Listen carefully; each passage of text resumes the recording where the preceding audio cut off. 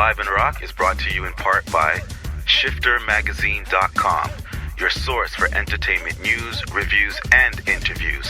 Plus, amazing resources and how-tos for the independent artists in you. Check them out at ShifterMagazine.com.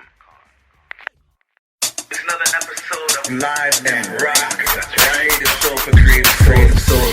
Most artists cannot be comfortable or stuck in one box. That's right. And that's what this podcast is about. It's not just filmmaking, but creative pursuits in general. The creative life, whether it's music, whether it's writing, whether it's painting, illustrating, photography, dancing, whatever it is. Make some noise, rock the world before your time runs out. Let them know what you're about and just make some noise. Rock the world, no matter what your game. Make sure the whole world remembers your name. Make some noise, rock the world before my time runs out. You know what I'm about, I'ma make some noise. Rock the Yes, ladies and gentlemen, welcome to episode 19 of Live and Rock. Rockin' live, yo. Yes, indeed. We are chilling in Milton. We're in the studio. Ontario. Milton, Ontario, Canada. Chilling in the studio with our guest artist, producer, longtime friend, brother, cohort, Big Cess. And we got on the microphone today, joining the conversation, Mylo Flex. Heyo. What up, Mylo? What's up, guys? Mylo? That's right. It's been a minute since you've been in the show, eh?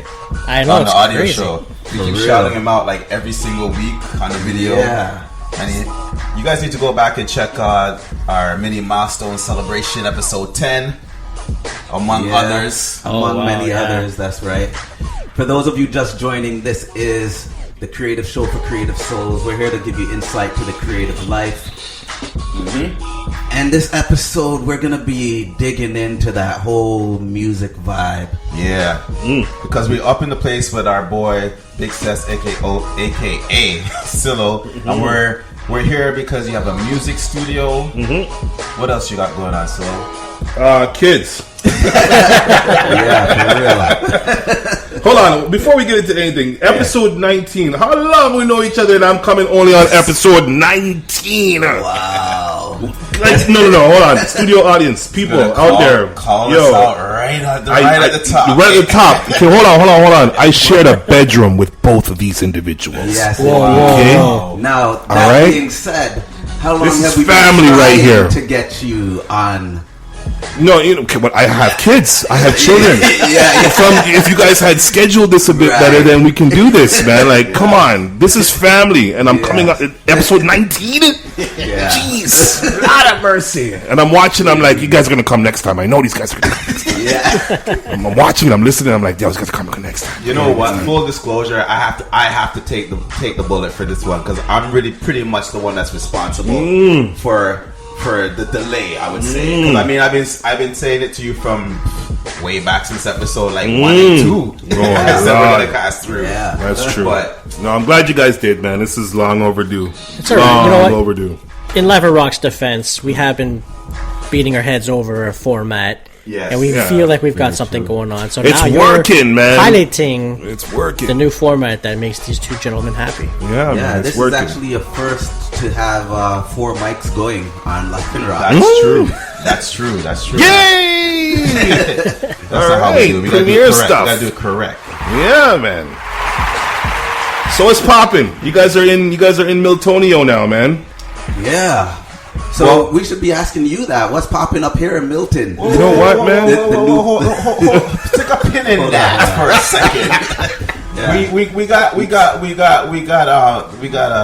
gotta do this right. We're Okay. gonna do it. So if you're gonna be a guest, you might as well you gotta get the VIP treatment, the full immersed experience of the Live and Rock show. So we'll get into all of that goodness of what's popping with Silo, aka Big Cess. What do you really want to go? What do we really call what you? is your official name right now? My official name? I don't have an like Rock, you've had so many over the years. Oh my god! I used to go. Okay, can we run down the line? The history of. Should we run down the line? Okay. I've been Lord T. Wow. I've been Peace T. Yeah. I've been QT. And to I've put those into context, what are those names? What's the reason for those nicknames or aliases? Like, why? Come on, we were going through so No. many- Like, for what? Is that your name for When I was spitting, this is when I Thank you, started. thank When I you. started spitting MC. as an MC. Sorry, I guess we should Some really context. get into everything, eh? Yeah, when I was spitting, I was crazy T. I've been so many different things. Oh God, like Silo probably held on the longest. I think that's when I linked up with you guys is when I was Silo. when you were Silo, and that's the reason why Everybody calls me still Silo. calling you Silo. Yeah. We're gonna get into all of that background of your background in the hip hop nation and the hip hop career and all of that goodness when we get into our feature conversation. But as usual, we want to start out the episode doing what we always like to do, just to warm everybody up, talking about what's getting us excited individually in the areas of pop culture, music, and anything else in between, books, comic books, whatever's got you excited. I want to talk about what's on Mylo's wrist right now, man. That's what's got me excited. That's what's got me excited. You understand? But we'll get into that. We will get into So that. we're going to take a quick TV timeout, and then we'll come back and get into the Pop Talk for episode, what number, CDH Live? Episode 19. 19 of blinking Live and episodes, Rock. and just now y'all reach me. Don't worry. And it's welcome to all of good, those it's who are good. tuning in for the first time. Yeah. Buckle Strap in. in. We're going for a ride. It's going to be a cool ride. Talk to you guys on the other side of the TV vibes.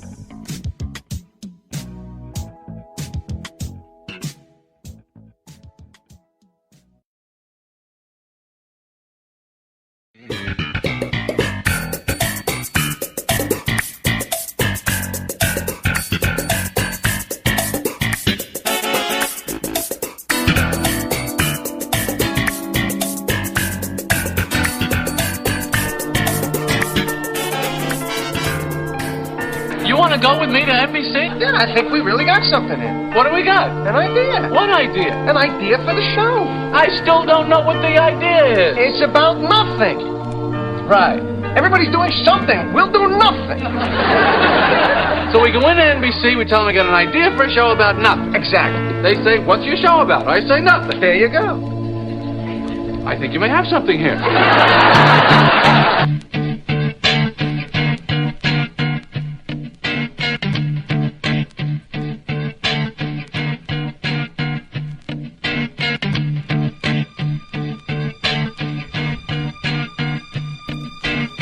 Yes, Shall we rock? The clip referring to our conversation in the last video.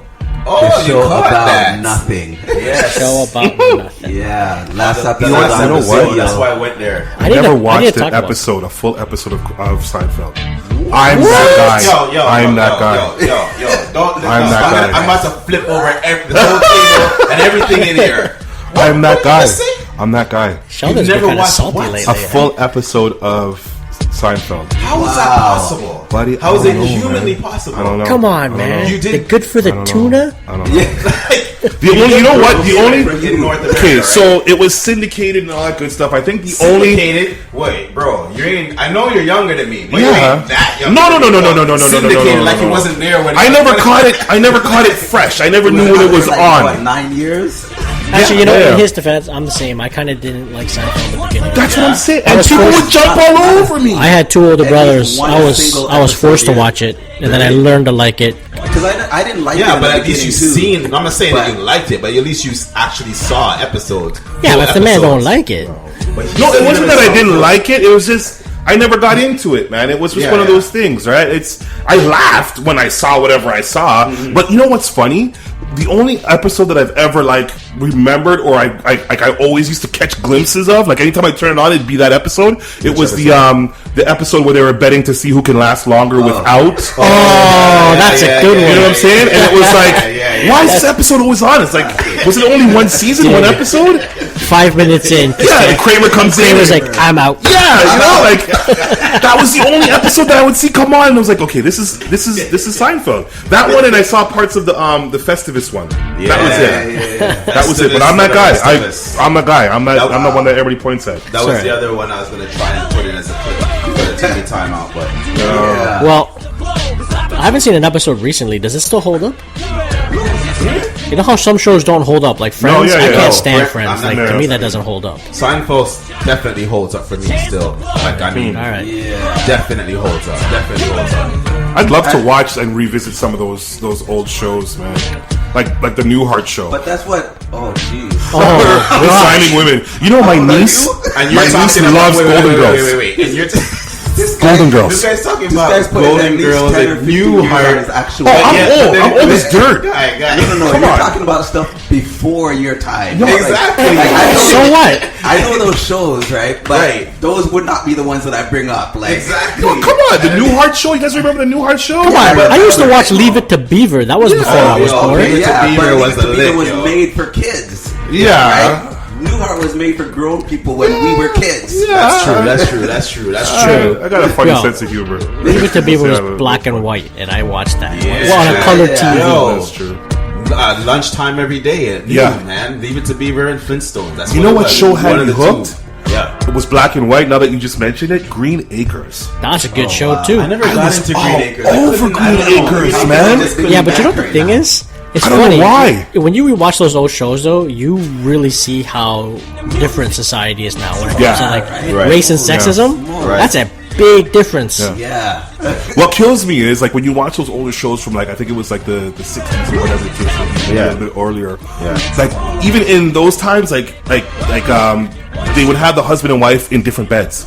Yeah. I remember that. Like they wouldn't like it was taboo to show them, like a husband and wife in the same bed, and it was like they'd be it's like whoa, man. Yeah. Well, it's just like recently I was watching a new series on Netflix called Cook, and they have this flashback clip of like some old, I think it was Leave It to Beaver, and the dad's barbecue, and the son's like, so dad, like, the mom always cooks indoors, but your dad, you always cook outdoors, like, why is that? Yeah. And his answer was, well, they say the woman's place is in the home and the kitchen's inside the house, so naturally she should just be there. And I was just like, what did I just see?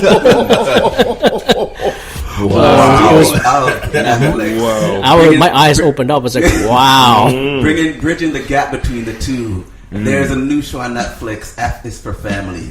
I've been watching that. I have to admit, I've been watching some of that. Is it good? I've heard of that. You gotta check it out. It's Bill Burr, and it's an animated series. So it's basically placed in the 70s. It's exactly in the 70s. Yeah. Oh, no way. Yeah, that's worth a watch. Only thing I'm checking Netflix right now for is Daredevil season 2. Oh, that looks good.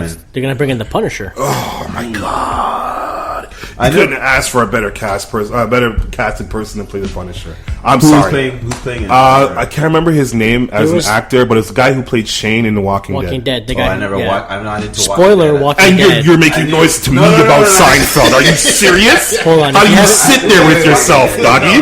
Come on. No. I wasn't making Spoiler noise to The Walking Dead guys. Shane is not in The Walking Dead, as The Walking Dead is still on TV. Why'd you have to go do that for? I said spoiler first. They could have muted it out. Matter. They could have muted it out. Come on, Mylo. Don't listen to what he just said. Don't listen to me. Just don't worry about it. Watch The Walking Dead. Okay, first off, if you haven't seen Walking Dead yet, shame on you. Okay, shame on you. You deserve to get spoiled up right now. Listen, I've seen Walking Dead. Like the highest rated show right now. I watched like the first 2 Okay, I episodes. get that. Actually, I'm not gonna lie. Season 3 had a hard time watching. Listen, I'm gonna admit it here publicly. Go ahead. When it comes to anything to do with horror or gore or anything in between that's on that whole spectrum, I am a flippin' little girl. I cannot stomach or tolerate or process anything like that. That's weak, man. But I don't like horror movies just as a genre, but I'm not squeamish about watching it. No, I just hard. It's not a horror show. I don't find it entertaining so much. It's more of a situation drama. Looking at the zombies, like zombies, just like as much as they play a big role in the actual series, it's more the backdrop to what's happening amongst people just living amongst it. You'll see zombies or whatever the case, but it's the core group that you're watching and what they have to go through to survive. Yeah. You know, The bigger threat in that show are the humans. Actually, huge. They're worse than the zombies. Huge. Yeah. That's what I hear. Yeah. It's the drama between the people who are still civilized, unquote civilization that's left. Situation. Kind of I want to know why zombies blew up the way they did. Yo, I cannot. What started? Was it Resident Evil that started this trend? Because now zombies are in everything. Have you seen the trailer for Pride, Prejudice, and Zombies? No. What? You guys are kidding. Come on now. Seriously? Pride and Prejudice with zombies? Google this or YouTube it.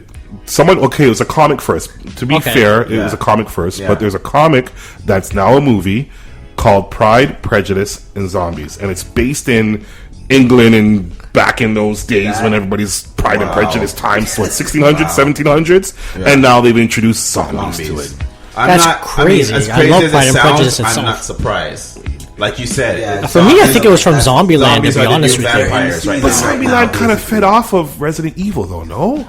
Yeah, but Resident Evil, it was there, but it didn't really kick off. I want to trace it. I think it was a slow. It was a slow build, but I think when Zombieland came out, it was a little bit different because it was a little bit funnier. Good movie, great movie. After that, then it just. Didn't all the movies were just coming. Shaun of the Dead, true, right? But that was that was latching on to what was something kicked it off. There must have been a movie. Honestly, I think Walking Dead itself is the thing that kicked it off. No. You know what you're talking about? There's a movie. It was a remake. I'm not talking about the series one. Night of the Living Dead. I wonder if it was that. I think it was Night of the Living Dead. Romero. It was a remake. No, George Romero. I'm talking about the popularity and they brought the fast zombies. That's what I'm saying. I'm not saying Walking Dead the TV series. I'm saying Walking Dead the actual comic series. Oh, I'm saying that's what I think really kicked off the started the huge spark or it's fire so that huge people now. started getting. What was because that's how the series got made in the first place. Is that the series, the movie? No, but Zombies was already picking up and people started reading it. It's like Ninja Turtles. No one really read the comic book until they saw the cartoon, and then everyone's like, dark, though, then they were like, oh, the original one was dark. Yeah, really? Yeah. Oh yeah. Wow. Yeah. That wasn't made for kids. That wasn't for kids. They all had the same red bandana. If you ever watch any or read any articles about the original Kevin Eastman, I think it is Peter Laird. Yeah. They weren't happy with the first cartoon. No, at all. It changed everything. They hated it. Wow. They changed it. It was completely kitty-ized, man. They have a new Ninja Turtles, and they have a flashback episode where they all from every variation of the Ninja Turtles ended up being the same universe. Oh yeah, and basically you talk about the Nickelodeon. I don't know what it was. Someone showed me, and the original Ninja Turtles from the comic book was drawn in black and white, while everyone was in color. Yeah. And the first thing he says to Raphael is, "What's with everyone having a different headband?" Yeah. And the comic book Raphael looked at Raphael and said, "You're a sellout." Yeah. Yo, that is awesome. Yo, speaking of colors and calling people sellouts and that kind of thing, what do you guys think about all this controversy about this Oscar so white thing?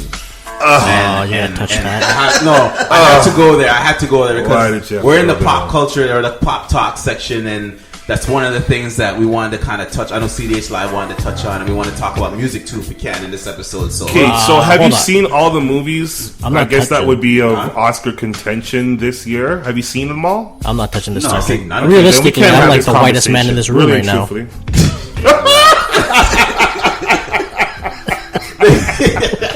Oh wow! Well, I got beige babies, so I mean, in this house, you're good. Yeah, you outnumber us. I feel safer already. You know what I think it was? Honestly, I think Jada's vexed because her man didn't get a nod, man. But I don't think it has to do as much she ain't spitting nothing new. Yeah. You know what I'm saying? It's not it's like welcome to the real world. You know what I mean?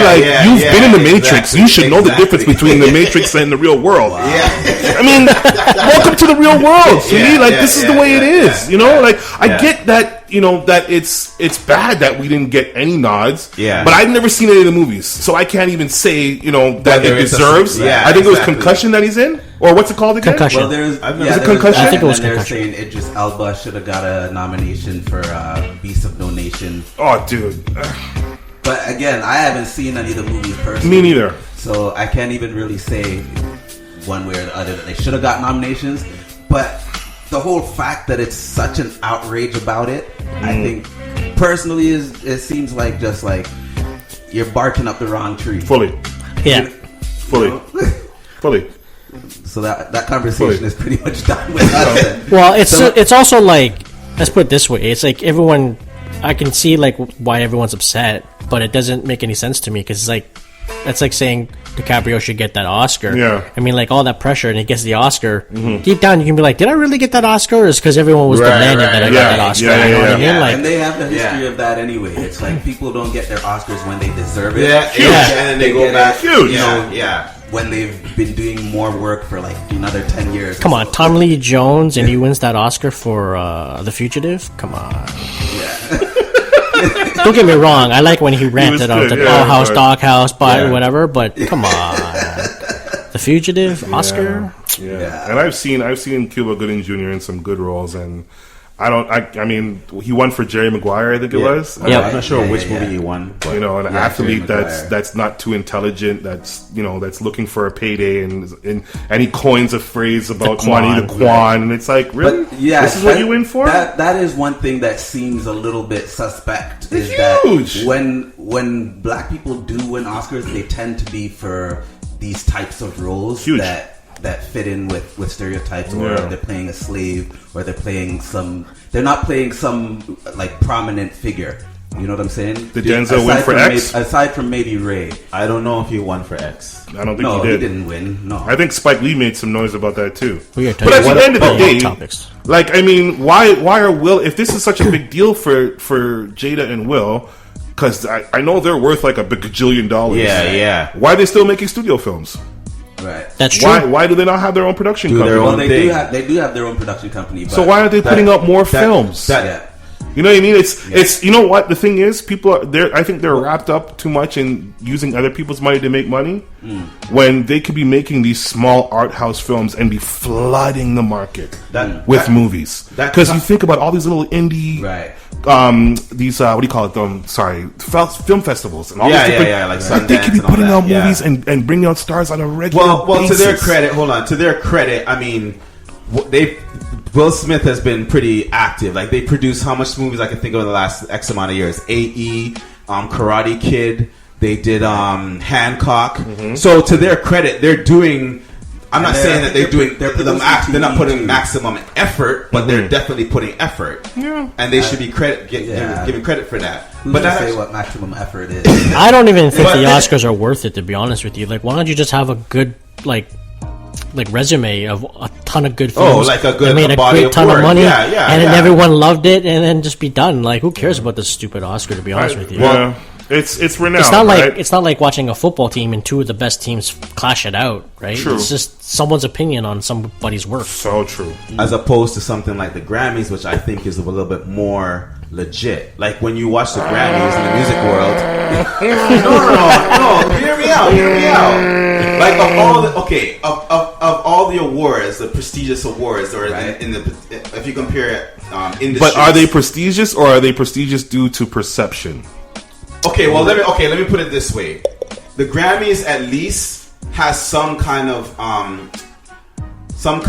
metrics to those awards that are given out. They're based on record sales and actual like stats versus versus the Academy I don't Awards. even know if that's true. No, I don't think that's true, man. Again, with Grammys, I think with Billboard in that is- case, Billboard's yeah. probably, yeah. Yeah, sure man. about that? Yeah, Based on Grammy votes. and remember, Grammy and Academy is a body. Yeah, Wait, it's a member wait. base. It's Hold a on. body, Hold on. man. This is It's ridiculous. not. No. This is ridiculous. Am It's I not really numbers, getting- dude.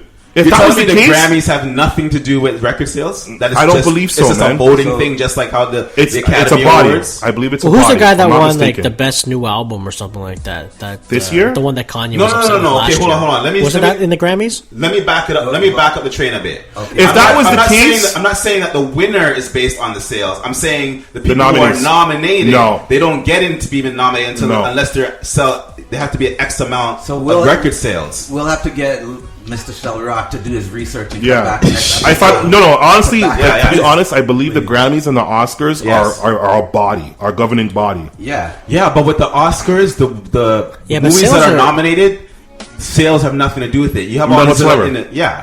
Whereas with the Grammys, you can't be a guy that releases a single not that true. has no Not true. sales and be Not nominated. Not true. for- Because look at that based group on that that Alabama vote. Shakes. They're Yeah. both They're- academies. They're membership bodies. Yeah. Okay. If you're a member, you get a vote. Yeah. Period. Well, then, Yeah. if you're going to base it on sales, that's still, to me, not Yeah. good enough. I believe because Billboard- radios will push what they push to make sales. Yeah, that's true. I That's believe true. Billboard and like Based there's a on few facts. other ones out there that are based on sales. But period. again, Okay, right? I'm gonna check this out and the come back to reason this, why back to this in the next episode for say sure. the Grammys and the Oscars are so prestigious is because it is the actual industry professionals who vote. Yeah. So Okay. it's the body of your peers that Because are, you're submitting, like with an Oscar, you're submitting clips for Oscar consideration, right? Yeah, but that's basic. But with Oscar, you're submitting clips, and it's just the decision is made strictly based on the actual what they're seeing. Right. The box office doesn't play into it No. at all. That's why all these indie films and these films that people don't, the general public is not running Yeah. to see, still end But up the- winning. the Yeah, but That's I what don't I'm think saying. with the Grammys it's the same, man. I don't think because That's what I'm there's saying. It's not numbers the of same. artists, a number of artists who have sold like even Bieber. Like Yeah. how long did it take before Bieber won? And he was selling out like all over the place, man. No, I know. Drake too. Like, yeah. But I'm and- saying I'm not talking about with the Grammys. I'm talking about nominations. I'm not, Right. or both things. I'm talking about nominations. I'm Right. not talking about actual winner. I'm saying just to be considered for a Grammy, you have to be at a certain level of sales, and like you have to be a big artist in terms of those big categories. No, I hear the you. The person's going to win the album of the year. It's not going to be someone who the body people just think they have a great album, but they haven't sold and they haven't made a big impact in the industry. Mm-hmm. That's what I'm trying to say. Whereas with the movies Academy, that can happen. I don't think that's true. I don't I know. don't think that's true. That's you know what? You need to Research look that it. up. Okay, we'll research. We got to that. research that bad boy. Okay, so we're running out of time on the pop sock. The last thing I want to say before we segue to our suit up section, since we're talking movies and music, and we got people here from both sides of the spectrum, I want to throw out a quick top 5. Because top 5 is something we've done. Oh, boy. But it's not going to be the typical top 5. Okay. It's going to be top 5 MCs of all time. All right, what is it? Top It's gonna what? be top 5. So I'm just curious, fellow MCs in the building and rap fans. Chug Rock is Who do throwing you this think? out without any preparation for me either. I have no I have idea no what the prep top either. 5 is going to be. So speaking of movies and music, By the way, Sheldon, you're wrong. Yes, Mylo. We live in a modern age, ladies and gents. We have iPhones with data. Wow, We can look it okay. up right away. So school me. What does it say? Oh no, we'll go into that. No. We'll go on to the okay, next okay, time. okay. We'll That's a do big top topic 5. All right right. there. Yeah. So top 5. Speaking of movies and music, who do you guys think really are the top 5 musicians turned actors who have really totally like best actor compare? They really legitimately have become hardcore movie. Well, Marky Mark, of artists. course. I'm out. Where's the $5? Oh wow, that's a tough one, man. I think the top. Yeah, I think the top 2 maybe be easy consensus, like you said, Marky Mark. That's an easy Mark Really? Wahlberg. for Yeah. the top. Yeah, like I mean, Yeah, he's Box office, yeah, box okay, office, yeah, you know what I mean? yeah. Will Smith. Will Smith. Will Smith. That's an easy. Ice, But then when you Ice start Cube. Can we throw a down to Frank 3 and 4. Sinatra in there? Jeez, Wow, Frank Sinatra. yeah. Frank Sinatra, his son. His was son? his son? I don't think I've ever seen his son in anything, Who's man. his son? Frank Sinatra Jr. Should I give you your Google? Would you like your Google? Oh, I'll look it up. Okay. No, if you watch like the original Ocean's 11, I'm sorry, and I take that back. There's a number of movies that he I was did. wrong. Was like he was actually, I think he's won an Academy Award. Oh, yeah? I was actually going to throw Cher in the mix there because Yeah, Sure. the Rat Yeah, Pack were all man. singers. Yeah, but no? you can't Yep. put Cher in the top Yep. 5. I'm saying top 5. Why all Didn't time. Cher win Top on five. She's an Oscar Cher? She's an Oscar Yeah. winner, or she was in an Yeah. Oscar-winning movie. No, One she of the had two. an Oscar. Oh, she does. Yeah, yeah. Okay, Ooh. but that says she have a long career. But She had a one super Oscar long movie does not career. make We a just career. never paid attention. About. We weren't Cher fans, but you have to give credit where credit's I'm not due. saying she's- Okay, but then you could throw in like a Bette Midler or a Barbara Streisand. Yep. Yeah, you could throw them in. Oh, see, now we're going past 5. Why you guys choose the top 5? But it's top 5 It's each, right? Dialogue. Yeah, okay. Dialogue. We're making a... It's a no. It's a top 5 each, Okay. technically. Yeah. Okay, how about this? How about this? Top 5 currently active in 2015. They asked someone who's currently active. Currently active in 2015. They've done a movie in 2015. Okay, you know what? I want to throw. No, not in 2015. But in the last 5 years. Yeah, like in the modern. The last 5 years. Yeah, in the millennium. Oh man, that's tough. That's not even Queen Latifah in the top 5. I was thinking. Have you guys seen that. Bessie? No, never heard of it. No. Okay, so Bessie is a movie that she did. I think it was straight to direct to video release or direct to TV HBO release. Or something you already lost my street cred right after that. Well, it's not. I mean, she's been in other movies. She's been in other movies. But Bessie was a really good movie, man. I liked it. I watched it. I thought she was actually really good in it. Man. I can't believe none of you guys have actually mentioned Ice Cube yet. And I said Ice Cube. You did? I did. Okay. You can roll the track back. I said Ice Cube. Ice Cube in his movies. That's what I was gonna say. What? He does play the same guy. Range? He's always playing the same Are we guy. talking range? Because I can. All things considered, what do you think is who's top 5? He's Box made a office good living draw. for himself, and he's made himself Acting a box skills, office draw. But for sure. acting skills, he's good at what he does, and Okay. what he does is very Narrow. very narrow. Yeah, you're not gonna see him playing That's a hard one, an man. emotional character anytime soon. Well, I'd say Will Smith for sure is in there. Yeah, we said that right up top. Marky Mark and Will Smith is no. Marky Mark, yeah, you know what? And I was joking when I said Marky Mark originally, but you know what made me change my mind about Marky Mark? Have you guys seen that movie Fear? Where he played that boyfriend. That was like one of his first movies, and I was like, damn, okay, go in, homie, go in.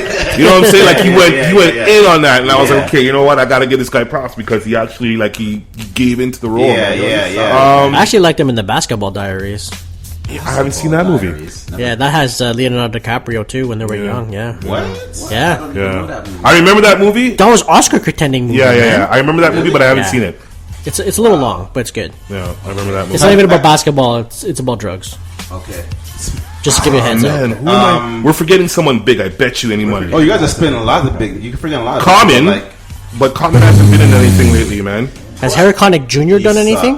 He's really? Connick Jr. Harry Connick Jr. is kind of yeah. Common is all right.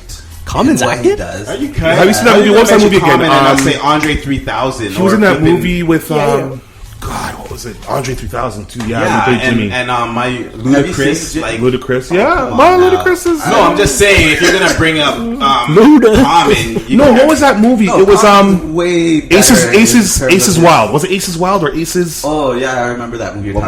Deuces Wild or something like that. For who? No, it's Common. He played a hitman in that. Oh, dude. Huh? Alicia Keys. Alicia Keys Alicia was in there. Keys was in that. Oh, okay, yeah. Okay, you see? I think that was watch your face. I vaguely remember a movie with Common being in it. There was really good story. Ryan Reynolds was in it. Yeah, seven hitmen in a hotel or something like that. Yeah. Really good movie. Good story. Movie Love that came out just a couple of years ago with Common. No. That one was probably the best Love? performance I've seen with him. Yeah, Common can act, man. L-U-V. Love. Love. Yeah. Oh, L-U-V. Okay, got That you. doesn't sound familiar. Never saw it. And just think, we could have saw him as Green Lantern. Who? Common. Yo, I'll bun down the God, he was casted. He was already casted. He was already casted. Crazy? Yeah. Well, he's not anymore. Well, it's a good thing he didn't get it because remember the Justice League movie that was supposed to come out like a few years back? I think in 2011, Justice League Mortal. That got kiboshed. He was supposed to be Green Lantern. That's crazy. He would have been Jon Stewart. That is crazy. Yeah, well, it is what it is. Yeah, well, he's a good thing he didn't get it then, right? He would have a career after that movie. I honestly thought he would have done it a good job, man. Me personally, Wow. I like the girl that Reynolds chose wasn't that bad. It's just that everything was terrible in that movie. Right? Script, the lines he had, like everything was just terrible. What but movie? Green Lantern. Oh. Yeah. Not that Green Lantern. There was supposed to be a movie called Justice League that would have come out. No way. Yeah. So remember when the writers' strike happened? Okay. That's what killed that movie. Because they were filming. They were supposed to be filming in Australia. Strike. Oh God! You never know. It could have been good, man. You never know. Like you know what? People say, okay, you know what? Nicolas Cage's Superman would have been horrible, terrible. La la la. Now, looking back and thinking, like what Nicolas Cage has done in film, and then thinking of Tim Burton, I would kill to see that movie right now. What? Are you serious? Come on now, man. I don't know, man. You know what? It's different. It's hard to say because I was knocking the new Batman. Different. Until Everybody I saw keeps some looking trailers. at superhero films like, oh, it's got to be like the comic. But yet, when we read comic books, there's so many different storylines and so many different universes and so many different tangents that it's a different look at it, man. Like that's true. And Nicolas Cage, I mean, there's very few films that I can say, oh, he sucks in that. Man, Nicolas Cage is Nicolas Cage, man. Make a good point. Still, I could watch a movie. I watched that because it's a Tim Burton movie. I think it would have been a whole different game. I don't know, man. Come on, and you know what? You're the same skepticism that saying, "Oh, Michael Keaton, Mr. Mom." No, I never had any skepticism on Michael Keaton. I didn't know Michael Keaton was a great Batman. What? Okay, I wouldn't say great. No, I wouldn't say great. But come on, you didn't think the first Batman movie was good? I enjoyed the movie overall. He was comical. But I don't think Michael Keaton made the movie. Like it could. No, it was in comparison to the other guys that came after him. Given his age in that movie, realistically, he played kind of like an adjusted Batman. Yeah. Right. He was a little bit more well adjusted. Are you guys looking forward to Affleck? What's your thoughts on him? I'm not looking forward to him at all. But I'm looking forward. Are you to crazy? No. See, at first I was like that. But I'm not like not him. No. You're crazy. The town is great. Have you seen the town? The town was good. Argo? No. Oh my god. Okay, you know what? You need to go. You need to get out. No, I think. But I'm like, I'm not. No, at first I didn't think Affleck was going to be a good pick. I was really upset, but after seeing a couple trailers, I'm like, yo, he makes a pretty good Bruce Wayne, man. Actor, man. He's like a solid Bruce Wayne. I give him the benefit of the doubt because he's made some poor movie choices without question. He's made some poor movie choices. Yeah. That Gina or whatever, Jennifer Lopez, and then he did Daredevil was bad, but you can't blame him. That was bad. God, script. That was just terrible all around. Yeah. And speaking of that movie, I went on a date watching Daredevil, and that movie killed our date. We were done. We never spoke to each other ever again. So thank you, Daredevil, for everything. Yeah, but he's started more like better movies than that. Yeah. You know, he's maturing as an actor. He's maturing as an actor, man. I'm thinking this is going to be the Batman we've all waited for. This is the Batman because you can't tell me Christian Bale was perfect. No, he's got a high bar to climb over. Yeah. With what? Christian Bale was good. Christian Bale was half decent. I'll give him that. I'll give him that. By giving that to Michael Keaton. I will give him that. Wow. I'll give him half decent. He was pretty good. He was good, but he was guys. You know what? No, he was a good Batman. He wasn't a great Bruce Wayne. No, he wasn't a good. I think he was a good Batman. He wasn't a great Bruce Wayne. This is what happens when you get four individual men with very very different ideas of what's good in the same place. There you go. Well, we're talking about Batman. Everyone has their actors. I think he's. Yeah, I know how Twist say. Wow. Time is running. We're gonna have to get into some more, I guess, substantial conversation. So who was our top five, Shelra? Who was our top five? Okay, throw Ice Cube in there. Consensus. Throw Ice Cube in there. Let's give Ice Cube one. Let's give Marky Mark one. He's been working hard. He's been working hard. Give Marky Mark one. Give Ice Cube one. Will Smith. Give Will Smith some. That's three. I don't think we can come to a consensus because once you go past those like top 2, 3, the most, it's like everyone else kind of just in the same kind of like all depends on who you're a fan of and your taste. Like no one else has really like. I don't think it's so much of who you're. You know what? I actually kind of agree with Silo. Their work. I think maybe Queen Latifah would be in the top. Yeah, man. In that fourth slot. Okay, I haven't seen it. What was oh my god, why can't I think of the name of the movie now? But then Ludacris, the 4 girls that robbed the bank. Set It Off. Yeah, that was in Set It Taxi. Off. Oh, Set It Off. Yeah. That's right there. She killed it in that. Come on now, I agree with you. Queen Latifah has to go in there. Who else? Nobody brought up Mos Def. He was in a movie? That's who I was trying to think of. He's number one. Number one over Will Smith. Over Will Smith. Well, wait. What movie was he in recently? He was in The Italian Job. He was in. There was one movie he played. I think it was a biography where he was in that movie 48 Blocks or something with Bruce Willis. That was good. But there was one movie that he did. I can't remember the name of it, but it was based on a true story where he was like a janitor in a hospital. and he worked his way up.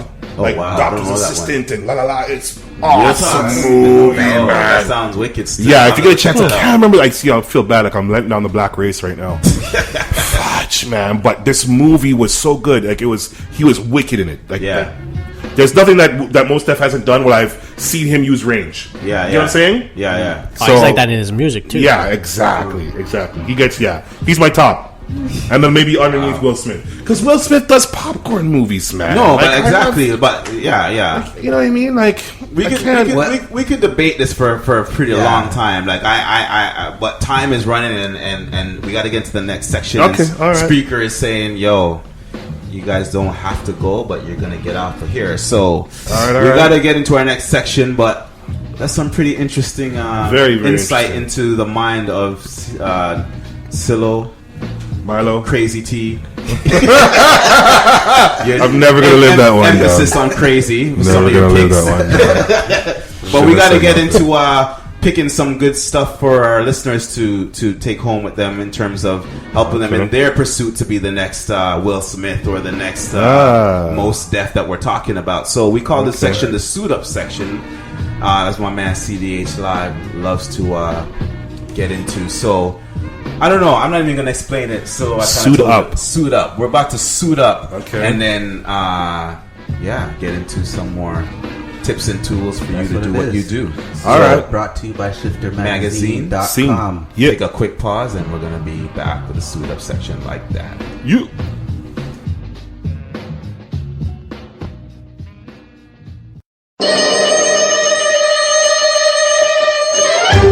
Suit up! Suit up! Suit up! You suited up! Snow suit up! Flight suit up! Penguin suited up! Suit up! You suited up! Birthday suited up! Slut up! Suit up! Suit up! Suited up! Suit up! Suit up! Space suit up! Suit up! Yes, ladies and gentlemen, we are in the suit up section, and in case you didn't know and you're brand new to the show, this is where we help you creative souls out there like me and my man CDH, my man Mylo Flex, and my man Big Cess. Big Cess, yo, right? You're about to call me Crazy T, weren't you? We gonna fight here today, you know. Yes, we go fight. Yes, we want to help you guys be in the right spot to get your game on and your creative game on. So, what do we have for the suit up section today, Silo? I mean, not Silo. Sorry, it's all good. Suit up. This week, this episode is all about mastering your marketing materials, okay? Ooh, right. So think about it. If you are in business, you have some kind of product or service, people need to know who you are, they need to know how they can find you, and they need to have an easy process to exchange money for your products and services. Yeah. And when you have your marketing materials in order, that just facilitates that and makes everybody happy. So what are those marketing materials? Foundational things like website. Sorry, I don't mean to interrupt you, CD. It's just so we have proper context. What marketing materials for what particular type of creator we're talking about? We're talking about all creators. So okay. As a musician especially, because we're in our music episode. Yes. There are so many artists out there who, they have their Facebook page or their SoundCloud page. Yeah. And those are great. Those are absolutely fantastic. They are in many ways similar to having a table at a flea market as opposed to having your own studio location. There's some limitations that you're going to experience. Okay. So when people are looking for you, you want to make it easier for them to find you, and you want to have a home base for them. So can I just interject for 1 second? Yeah. I went to a music conference a couple months back. Yeah. And one of the speakers there asked everybody in the room who had a business card. And I was one, like in the room of maybe about 150, 200 people. Yeah. I was one of like 4. Wow. So that's like the first thing you get. Like, you know what I'm saying? Like, I mean, it's so archaic when you think about it because it's paper, right? Because of the day and age we're in. But it's so important. If I can, sorry to cut you off, CDH, but go ahead. It's so important to make a business card and have a business card because that's something physical you can give to somebody. Yeah. And something that you taught me, you can even have your download of your album on that business card, right? Indeed. So it's so important. Like if if you do anything, because like, what's that company that makes them for like $9 for like 500 cards? Yeah, Mr. Print. Get some damn business cards. You can put all your information on there, right? Yeah, It's so simple, man. Like that's one thing that, if anything, like out of this whole suit up thing, get your damn business card on, man. Go do that. Well, it makes them remember, right? Because it has a ton of information on a card, and it's so cheap. Like, you give it to them, you didn't say, "Oh, follow me on this and that." You're going on their word that they're going to follow you, but they're not going to remember when they walk away. Exactly. But if it's on paper, it's there. If they forget, they look at it, like, "Oh yeah, no, all right, legit, it's good." Like, musician or no musician, I can't tell you how many times I've been at the Comic Con. It's like, oh my god, I gotta tell people. What? You don't know where that's from? From American Psycho. That's it. I like this guy. Oh man, no, it's so much information, and you know what was really cool? Like, I mean, it's so easy to make a barcode. Yeah. Have you ever seen like a barcode generator? Or like the QR code thing. Yeah. You could store so much information on that, right? So it's like, bam, someone scans it with their phone or whatever, and then you get their information, their web page, a link to their video. It's like, it's huge. Yeah, even as simple as an app, creating a complete contact card. That you can share digitally. Yeah. So if you don't have a physical card with you, so you run out, you can send them a contact card. I do this all the time, and it's got your Facebook, your Twitter, your website, a little bit of a bio. It's got all of that in one contact card. You send it in a text message or email, and they got it instantly. True. The whole concept. I got a funny story about that contact card, actually. But I don't know if I should say it. Well, just to bring it together for you guys, so many times we forget that people actually do want to work with you or follow up with you to, make use of what it is you have to offer. Yeah. And we need to make it simpler by making sure we have things like business cards, websites, etc. And we'll do more on this series, but this is just a foundation of mastering your marketing material. Yeah. It goes to as simple as your Facebook name that you choose. Yeah. When you go to Twitter, it's @LiveNRock. When you go to the website, it's liveandrock.com. Yeah. When you go to any of the outlets, it's all the same name. Right. So, ladies and gentlemen, creators, musicians, painters, writers, whatever it is you are doing, we want to be able to remember how to find you, and that is when you master your marketing materials. Yeah. And don't feel bad if you haven't, because truth be told, we don't have it all mastered. We're not all masters yet. Especially me. I mean, I have to confess, CDH is always on my case spot. That I'm always struggling at cons. I don't have my cards. I have no business cards. So I gotta get on it. I gotta get it down pat. So the challenge for this week is to take one step towards getting your marketing materials in order. Yeah. And if you need help with that, you can go to cdhlive.com where you can find all the help you need for music, video, and graphics production, as well as marketing and business content. I thought it was CDH Live Productions. It's all through cdhlive.com. Okay. See, that's the beauty of it. Like it's very important also to streamline stuff too. Yes. Exactly. As long as if don't make one site if it's not available in all other sites. You know what I'm saying? Yeah. Like, I don't want to name thing. Right? Very important what CDH Live is saying. Mm-hmm. And just doing those simple things will translate into more opportunities, more connections, and eventually more revenue and more opportunities to create work more consistently. Mm-hmm. Because people just know where to find you. Yeah. You don't have to think hard to say, what was that guy's name? Where did that girl say I should find him? Yeah. Make it simple. Yeah. Speaking of translating into more work, which also translates into more money. We want to get into our feature conversation today. Yes. I know CDH Live is eager to talk about the business of music, the business, i.e. making money in music. Yeah. And we'll touch on other subjects in music as well. But since we're here with Silo, and he's, you know, our compadre, our colleague in the rap business. You keep calling me Silo because we're family. Sorry. It's, you know, it's all good. It's for the people that are listening. This is family talking. So that's why he feels so comfortable calling me Silo. Yeah. It was my hip hop name at one point, Yes. but it's because my family calls me Silo. I'm so used to being, you know, called that, and it's the way to get my attention really quickly. Yeah. You know? Just to give some context. But as an artist, I'm Big Cess. I'm Cess. Yeah. Sorry, Big So Cess. it's all good. Yeah, It's for all those gravy. of you who are kind of trying to figure this out, Big Cess mentioned at the top that we used to share a bedroom.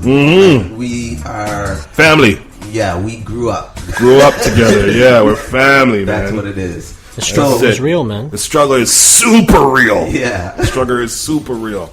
These are my brothers, you know? So, yeah. So we're going to get into the full background of that and even more importantly to the music part of that and how what you're doing in 2016 and how you're trying to make green. Who, me? Like me personally? You and CDH and Mylo Flex and, all right. and Shell Rock. All right. Anything to do with music and making music and making money out of music. All right. We're about to do it right now. Let's do in it. the feature conversation on episode 19. Yep. Yeah.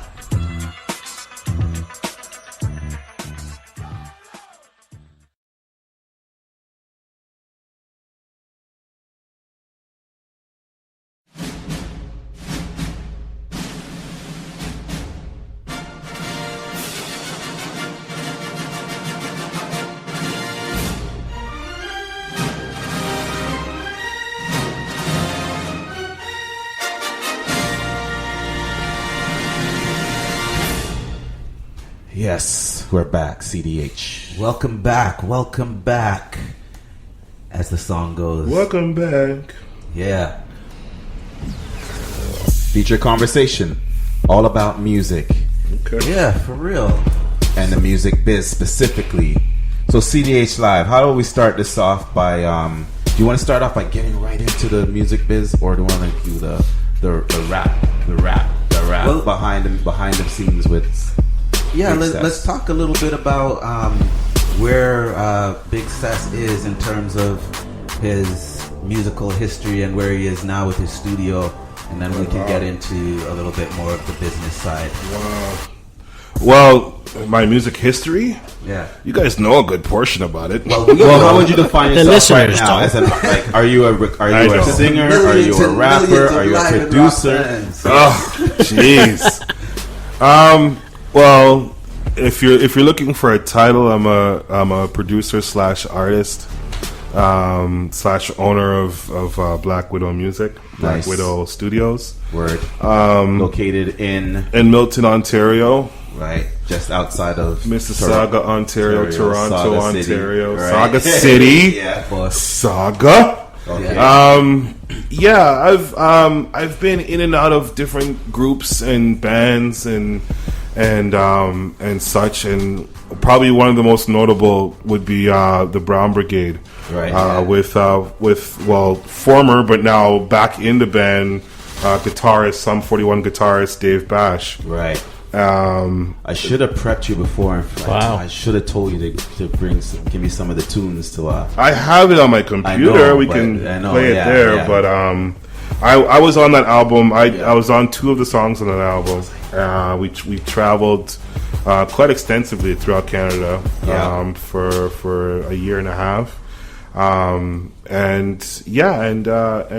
I've been in bands with you guys, with both of you guys. Yeah, you guys know that.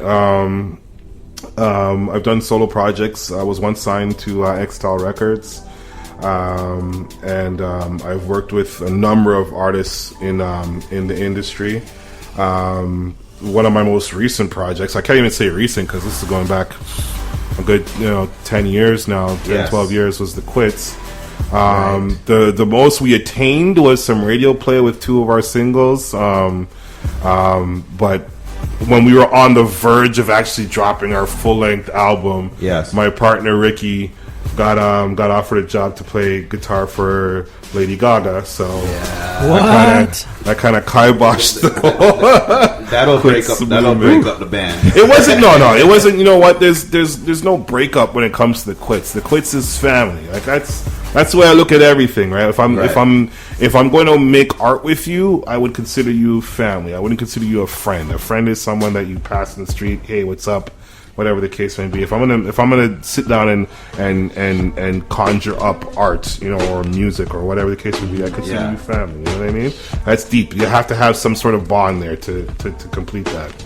But he actually he said he had the opportunity to go audition for Lady Gaga, and I was like, dude, you got to do it, man. Like I knew deep down that he was more than capable of getting the job. And when he went and auditioned, he came back and I think they called him, and he went back again, and then he got a job, and he was playing with her for the better part of, I think, 4 years. Ooh. So just great for him. Like that's a super opportunity right there. Yeah. Man. So I remember actually, sorry, okay. I remember one time I was sitting at home watching SNL, and I was like, it's like I kept seeing this glimpse of this guitar player. I was like, wait. It's like, what the heck? That's Ricky. Yo. Yeah, man. My dude, Ricky. Yo. Yeah, man. It's like, that's life. That's my younger brother, man.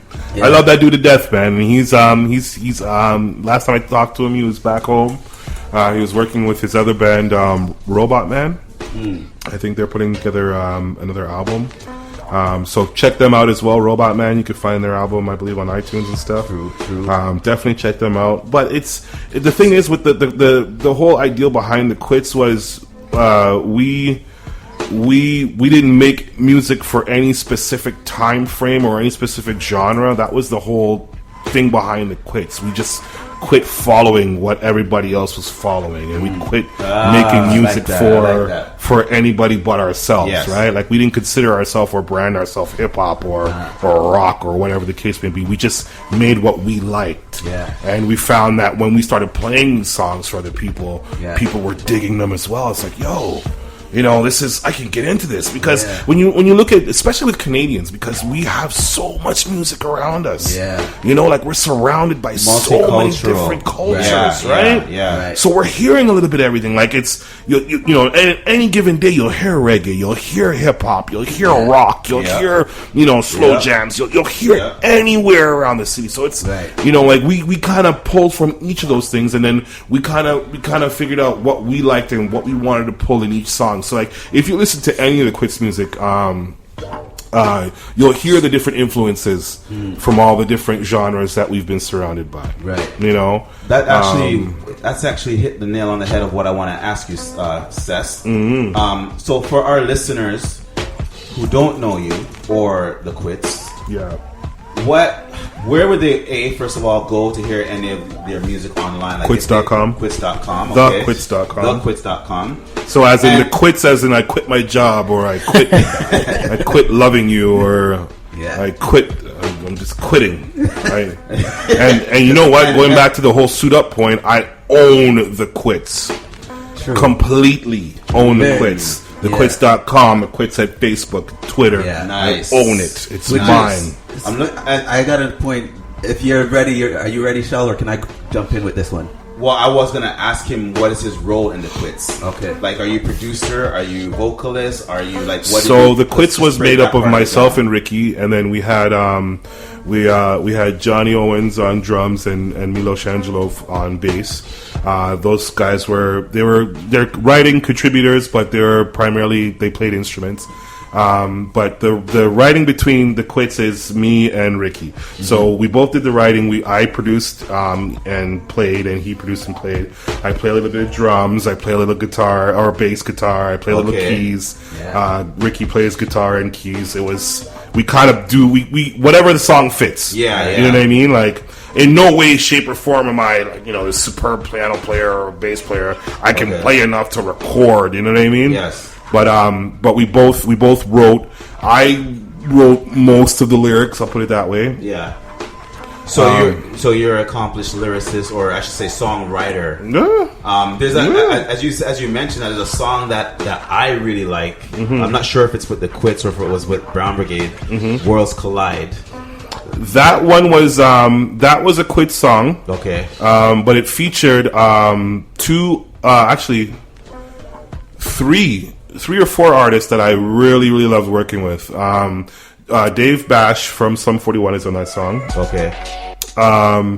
The Identity Crisis. Okay.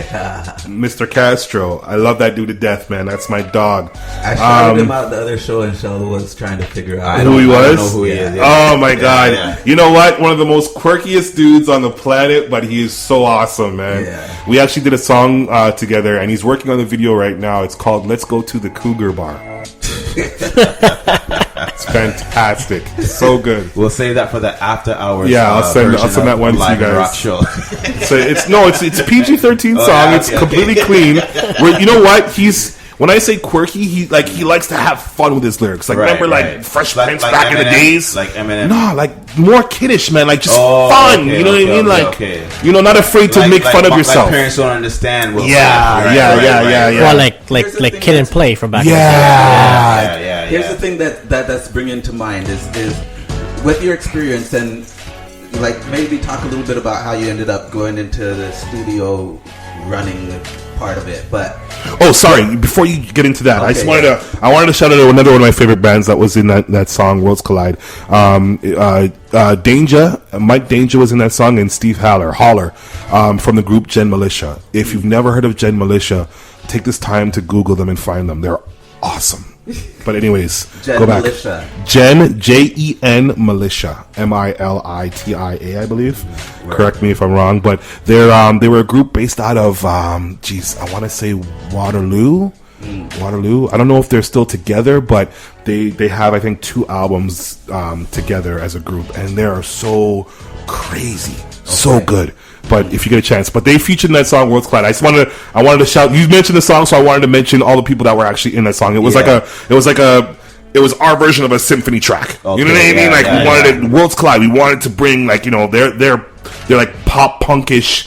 And then, Identity Crisis is literally like his name. Like he's just all over the place. And then Dave is like that heavy metal dude, and it was like, let's do this. Let's collide it and get loud. It's a dope track. We'll have to bring it.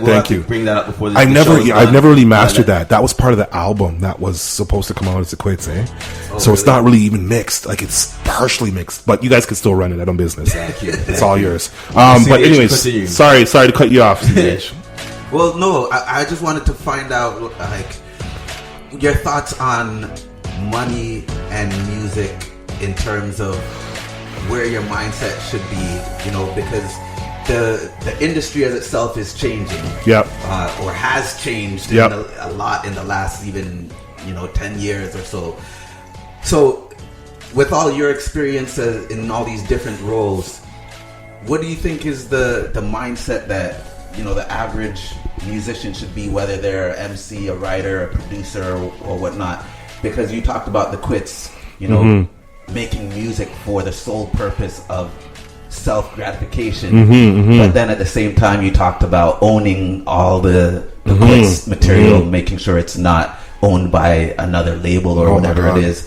So, for me, like I'm in a place where I'm just getting back to making music for the love of it, but now I have a lot more business understanding. So I'm wondering what your thoughts are on that. As an artist, it's so hard to. You talked about when you make music with someone, it's family, right? My God. But are there not those times where there is just a paid gig and money have to make, man? Bills have to pay. I got kids that need clothing, man. So it's hard because I've struggled with it for the longest time because. As an artist, all you want to do is make art. Right. You know what I'm saying? Like when you're sitting behind, your easel and you're painting, or when you're sitting behind a keyboard and you're writing, whatever the case may be, all you want to be is in that moment, and it's for as long as you can. Yeah. Because it's such it's therapy. You know what I mean? It's if you're an artist, you understand what I'm saying. You just want to be in that moment. So to now take what your baby and so just to give you an idea of how personally my art is to me. The reason why I am Black Widow Music or I'm Black Widow Studios is because Relic, my good buddy Relic, Rel McCoy, if you don't know who that is, Google him, find him. Another one of the amazing dopest artist. MCs in Canada. He was I was over at his place one time, and he was and we were looking over tracks, and he's like, yeah, you know, I like, how do you keep track of all your tracks? Like, so many different tracks. He's like, well, I named them after something I love, you know what I mean, something that means something to me. I think he was using like candy bars or something weird, like I can't remember what it was. So I started naming my tracks after women. Like to keep track of them. Like I was like, okay, this one is Fiona, and this one's Marie, and this one's, and they actually like life. You know what I'm saying? Wow, like, yeah, it was like I was serious. making life. Like it was. So now that's why Black Widow is, because all my tracks are killers. You know what I mean? Like these are the Black Widow is known for killing. You know, it's the woman she kills or mate after they have you know coitus and whatever. So that was my thing, right? But that actually makes sense. Yeah, that was my thing. Yeah, because I was doing a lot of like gaming videos, and I was just naming them like so and so and so and so. But then after a while, I'm like, this video, like this one game that my brothers and I played, is like we laughed over something. So I just named the video this game. Like 450 deaths, right? Or like this game, the absolute worst painful moment ever. Right? I know what it means. My brothers know what it means, right? So it's like, it makes sense, because then when you watch it, you're like, exactly what that is. Exactly. So getting back to what I was saying, like all these tracks, like giving them names, so they're my babies now. Right? And it's like, okay, now how do I monetize the feeling that this track gave me? You know what I'm saying? Because isn't there this fine line that has always existed with art, is that when you monetize it in some way, it's not art anymore. Right? That's how the whole concept of being a sellout came, because you're like, well, if it's art, then why you monetize it? And then you got black and white Donatello. I mean Ninja Turtle. Go on. What? For real, the old school Ninja Turtles, the original Ninja Turtles. Yeah, go on. It was, and then you have to consider, okay, you know what? Now that I'm actually putting myself out there to market myself and to sell my art, I got to keep in mind that no one knows me, and I've got to now give an automatic discount to everybody out there. Of my soul, you know what I mean? Because now I got to build a name for myself. I've been doing this for a very long time, but at the same time, I still got to give a discount to what this track does to me. You know what I mean? Like I made a track shortly after my grandmother passed away, right? And that track means the world to me. But I can't turn around and say, okay, you know what? Oh, you like the track? Okay, well, it's $15,000. You get what I'm saying? Right. So it's like, okay, now I gotta sit down and figure out what I'm worth and what my time is worth, and I gotta calculate, how much time it took me to make this track and it's an all that interesting stuff. thing you bring up though there in terms of $15,000, because this thought has crossed my mind before. With most other forms of art, there are those super high price tag items, but it's very rare in music. Wu-Tang just sold the world's most expensive album. You heard about that. But in music, generally, you don't get items that have that super high price tag. But why? Well, that price tag. Well, who was it? Was it Method Man or Red? I can't remember who.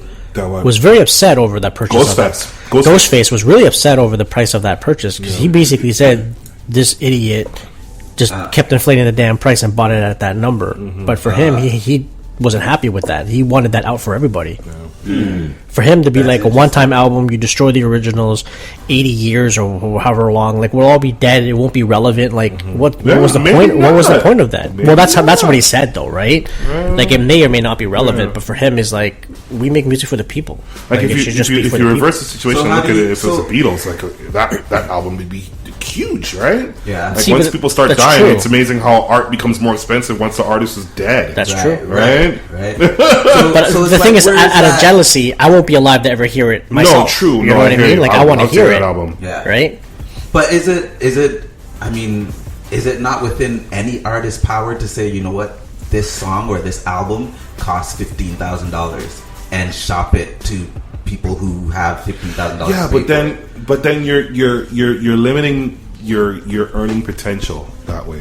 Okay, because now once you take that album, you're taking the business, you're putting the business hat on, right? Now. And that's a problem, right? That's and it's a good way to flip that, dude. Because you were talking earlier. You were talking earlier about art, and once you put a denomination on it, you're like selling out. But to me, if someone's going to call you a sellout, first off, they're a hater. Because end of the day, we have bills to pay. It is what it is. You did what you love. You put it out there. But what's the point of putting it out there and everyone's looking at it and not giving a dang? Yeah. Right? Or people are looking at it and it's just like, okay, cool. Now you're on the street. You can't pay for your house or anything like that. You can't make no more music. Yeah. Like, if you like it and you want to listen to it, hey, help chip in. I'll chip into you. You chip into me. It's just how it is. Like, end of the day, because calling, let's say someone called you a sellout, right? But now you have, let's say, 1,500 employees under you. You have this band, you're helping out that band. Like, end of the day, you're building something that you're trying to give back to the people that you're trying to help, and people helping you. Like, anyway, if someone's going to take that away from you by calling you a sellout, man, just get out of here. It's funny because, like, when you do start putting that business hat on, that's how we get a lot of the stuff that we call pop crap or like. Well, you know what? Okay, so watch this now. And you guys remember Bill Withers, right? Right. Okay. I went and saw a movie. If you get a chance to see it, it's called Still Bill. Okay. And indie filmmaker made this movie about 5-6 years ago, maybe a bit longer. And they had this conversation. They had what was it? The guy's name is he's a black dude. He has an afro. He's one of the professors at Harvard. He was in The Matrix as well. Can't remember this dude's name, but he was in the movie. The Matrix? No, he was in The Matrix. He was one of the council members. I can't remember the second Matrix. Yes, second Matrix. Afro. Okay. You see him in a lot of. I know you're talking, and then my brain just froze. I can see his face. I just don't. But he was talking to Bill Withers, and he said, "How do you feel about people that say that you sold out or you're a sellout?" And Bill Withers looked at him and he's like, "I don't mind at all. Like, think about it. As a business, to have a sign in your window that says we're sold out, that means you." What does that mean? Wow. Yeah. What does that mean? Yeah. Like, you've made all your money and you've sold everything that you need to. Wow. Yep. Yeah. You know what I mean? Like, I mean, I get the term sellout. I get it. Yeah. I totally get it. Yeah. But if someone were to buy every beat that I have right now and I was completely sold out, I'd be a happy guy. So you bring up a great point now. So from a business perspective, business cap there's nothing better than that, right? Exactly. And if you can, increase the demand and increase the supply, then you just increase your revenue. But when you start making artistic decisions based on revenue, potential revenue, does that impact the artistic integrity? You know what I've done, and I'm almost ashamed to say it. As artists, and I'm sure you can relate to this. We've kept certain things. You know what I mean? Like that Mona Lisa. We won't sell that. Like I've made beats that I've sat down, looked at it, and like sat back in my chair and be like, nah, I ain't selling this one. And I'll tuck it away, and that'll be like, that's going to be on the album. That's going to be the album cut. That's going to be nice. Like we had this conversation in the 10th anniversary. Yeah, we did. We were talking about something, artists familiar. Yeah, artists. This was before we started recording, right? Like, that's true. What was it right again? now, for example, you have, that was crazy. Let's say 100, 500 beats in your crate. Right? If some whack MC comes and he's like, "Yo, I want that beat. I'm gonna put it out." Mona Lisa. You see what I'm saying? I'm not getting the Mona Lisa. But it's like, how do you decide where that line is? If you're in business making beats, doesn't it make sense to capitalize on anyone? But this is where we had a discussion earlier about my studio. My studio is, I was telling Shell about this too, is a niche studio. Okay. I don't have, again, I guess I'm one of the fortunate ones I could say this. I own my studio. My studio is completely paid off. Right. So I'm not in a situation where I need to have a bulk amount of people come in to help pay off all the stuff, right. all the interest loans that I have, like Long and McQuaid or Sweetwater or whatever. I don't have that. Right. I had the luxury of saying, you know what? I want you to record here. Right. I can call people and say, hey, I have something for you to record on. Right. Or don't worry about the cost of the beat. We'll make the money later. Just come and record. Right. So now I have artists that I know are going to completely just chew up the beat and yam it and just, you know what I mean? Get on the beat and just, and do what I have made justice. Right. You know what I'm saying? Yeah. So I'm in that niche category of studio. Not everybody's going to be pushing up in here where I got to be telling person, okay, this is where you need to stop rapping. This is where you need to start rapping. Okay, do you have something catchy you can say in between these two verses? So I don't have that problem. It's like you kind of have to decide at the outset, you know, what it is that you're quote unquote in business to do. Are you in business primarily to create art for your own pleasure or for a certain type of voice in the world artistically, or are you in business primarily to make money from your creative skills? But the thing is, you have to be all of the above. Yeah. All that you mentioned, you have to be. You can't just put it into like a black or white or one or two. You can't put people into binary. I gotta be that shady businessman. I gotta be that person that makes art for myself, and I gotta be that guy that, you know, that sells out to the quote marks. I'm putting them up so that you can't. I'm telling you, I put them up. You gotta be a little bit of all in order to succeed in this business. If this is something that you're gonna do full time, like thankfully for me, I have a full time job, so I don't need to do this on a regular basis. But I love to do this. Right. But for anybody that needs to do this and they want to do this, you have to wear all those caps. Right? And it's a matter, as much as you are an artist, you have to be a mathematician to figure out what your time is worth to you.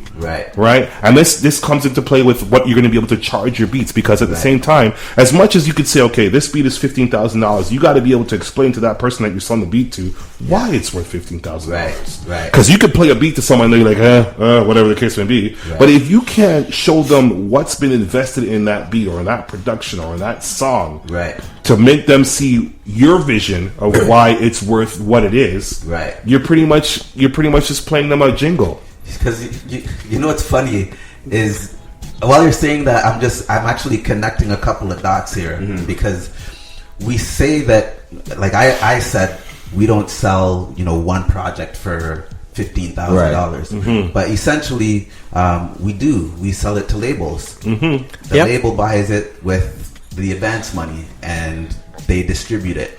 Well, the thing is, nowadays though, there's no way to jump in front of a label and say, here's my thing, pay $15,000 for it. Well, you got to build a name for yourself. Right. And nowadays, because of this fancy thing, I'm pointing at the computer. Yes, the computer. I used to say this all the time, and I still do to a certain extent. YouTube is one of the best labels out there.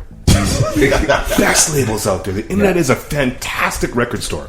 So good. Right? Because you have anybody, like some of the beats that I hear nowadays, they're so cheesy and they're so simple.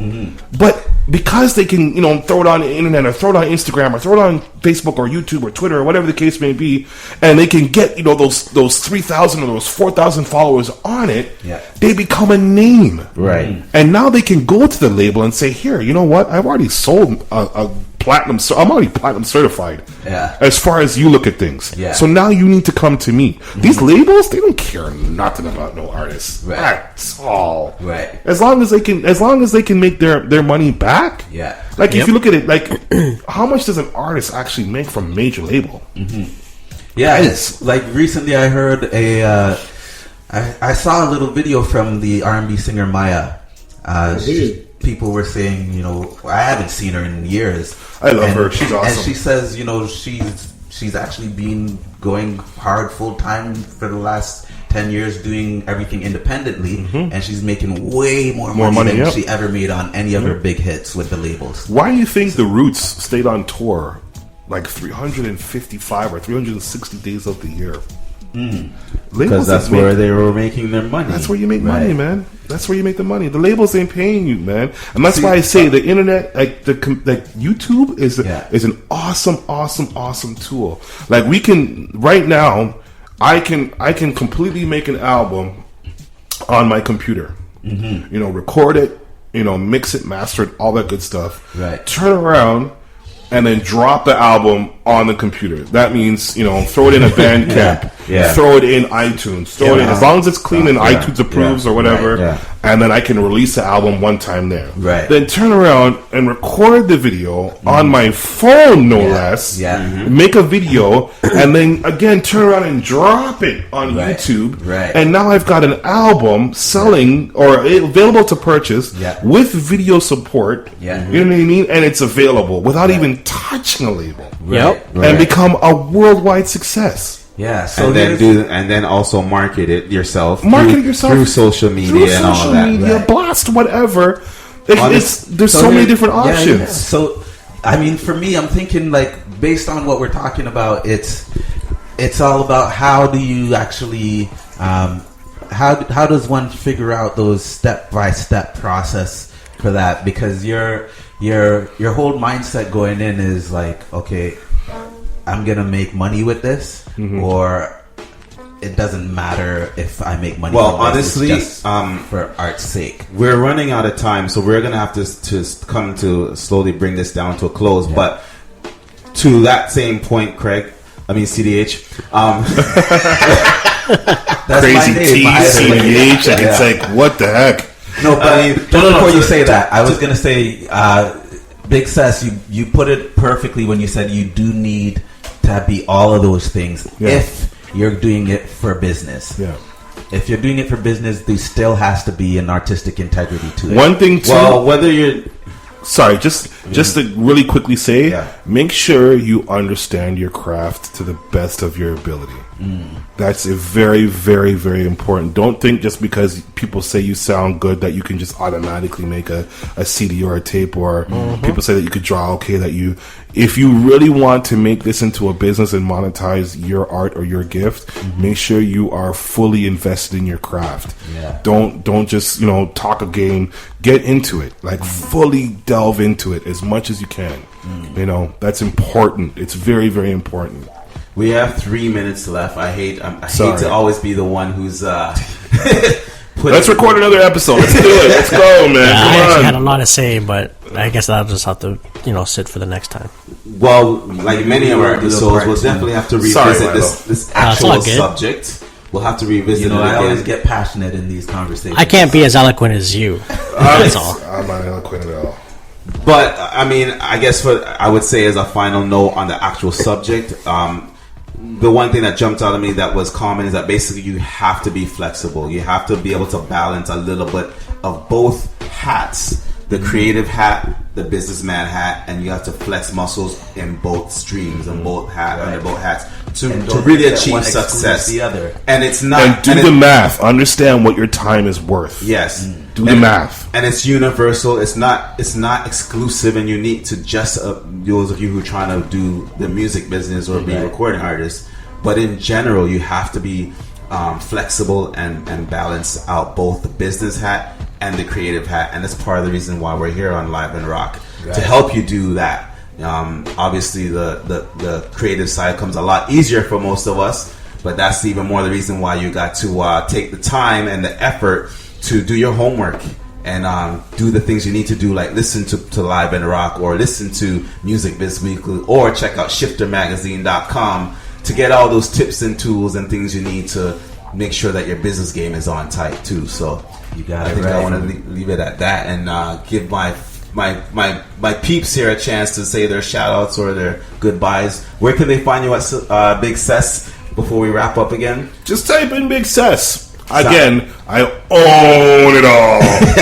Big Cess or the Quits, BIGGCESS. All right. It's any type of social media or whatever, you'll find me there. Or thequits.com or the Quits, Facebook, whatever. You'll find me all there. And you can check out the video version of the show. We will definitely throw links on there. Mylo Flex. It's been a pleasure having you back. I know. Behind the mic. Usually behind the camera. Yep. We're wearing the same watch. Yeah, that right there tells me this is awesome. New fancy watch. Yeah, we gotta. I'm gonna add you to my contacts so I could just send you my heartbeat. Oh, okay, so nice. we could be connected that way. Yeah. CDH Live Productions. Where can they find you? cdhlive.com.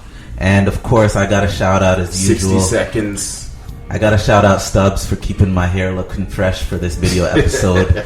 And I'll look out for a Stubbs Style TV. That's collaboration that we've been developing together. Okay. Yeah. We'll talk about that on the next episode for sure. Yeah. And until the next episode, I think we're going to go out with this episode while we always do, reminding you and yours that if you're gonna live, there's one thing you got to do. You might as well rock.